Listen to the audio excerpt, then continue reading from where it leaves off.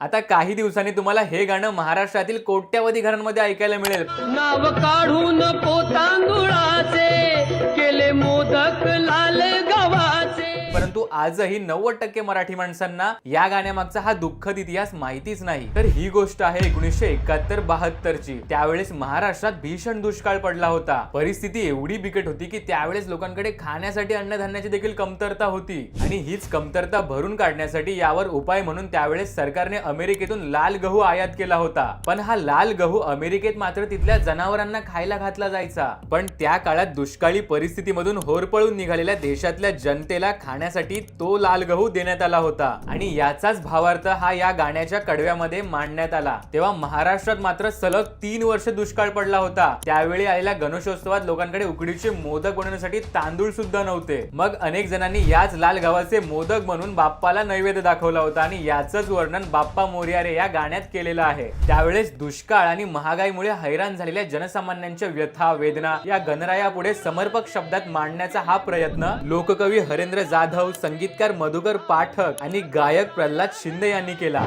ज्याप्रमाणे हे गाणं कोट्यवधी लोकांपर्यंत पोहोचलंय त्याचप्रमाणे त्याच्या मागचा हा इतिहास देखील जास्तीत जास्त लोकांपर्यंत नक्की शेअर करा।